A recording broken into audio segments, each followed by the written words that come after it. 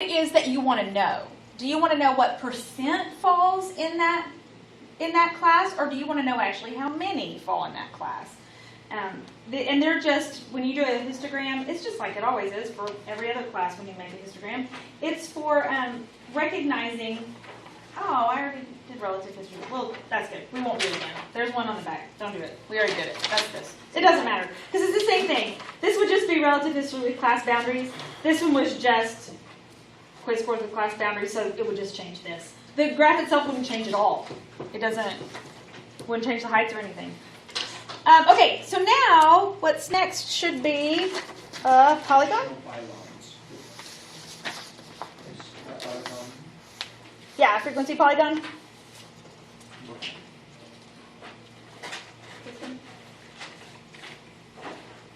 All right, it says use class midpoints on your horizontal axis. And we'll get to the beginning and the end of all that stuff in just a second. We're going to use regular frequency, not relative frequency this time. So we'll just do frequency. That way we can just count by twos. We're really counting by ones, labeling by twos. Each bar gets to be one.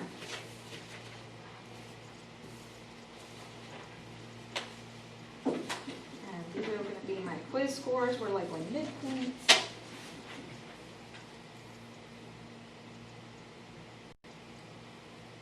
Oh, I didn't label the one on our last class. Was it the one you making for the other? It wasn't, and I don't think I did either. You should.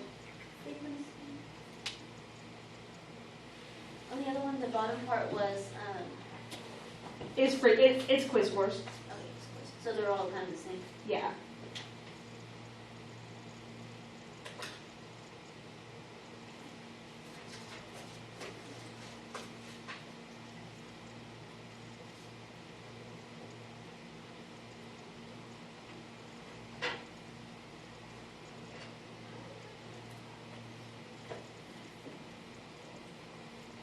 All right, I'm going to do like we were doing before. I'm going to skip a space at the beginning.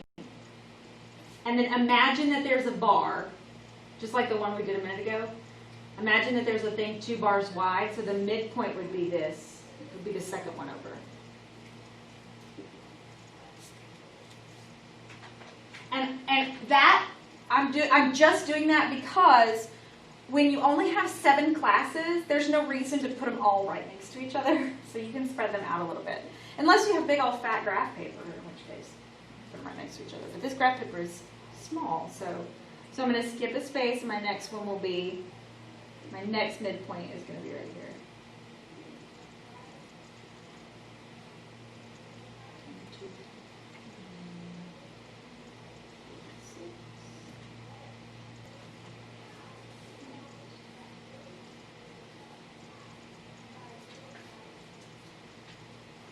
It's the same numbers we all.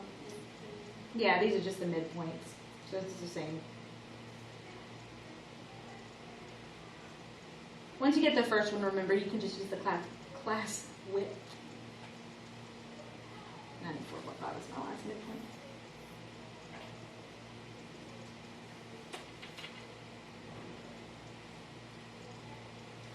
Okay, so now you do it just like an ordered pair. So my midpoint is 22.5, and the frequency of that class was 6. So 22.5 and 6. It was 34 and 10.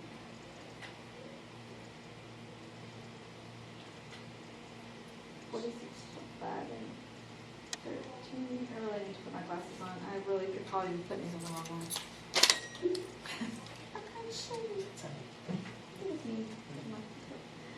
58.5.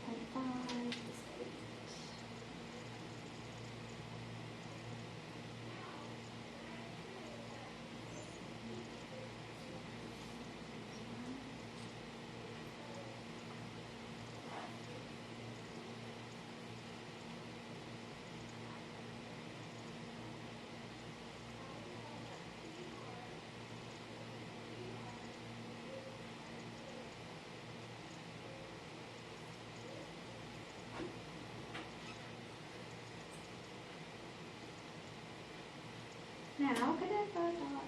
La, la, la.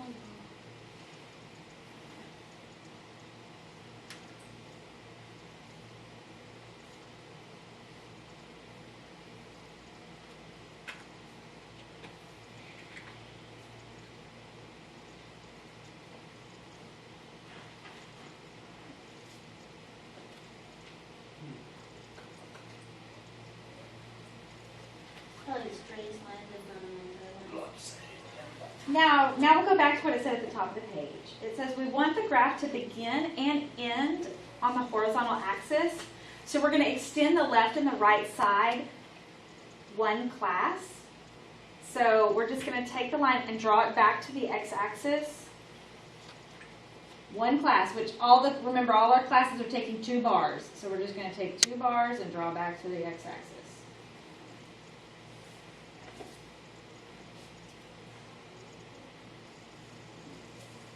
And remember, each one of our dots is 12 apart, so this would be 106.5.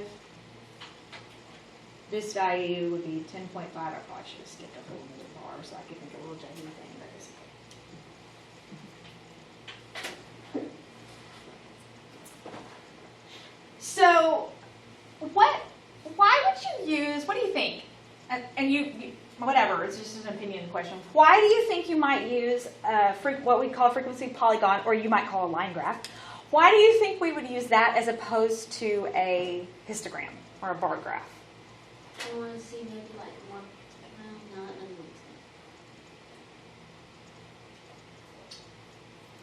What do people typically use line graphs for? Do you know? Like when they show them to show. Yeah, they do use them for stocks. Why? What are you looking for? Trends. You're looking for trends.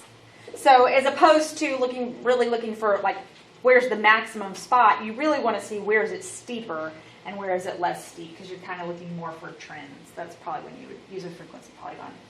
All right. Is that it? That's the last one? Yay! Okay. Well, how much time do we have? Oh, we get to do one of our own. It'll be great fun. Oh, gosh. It's going to be great.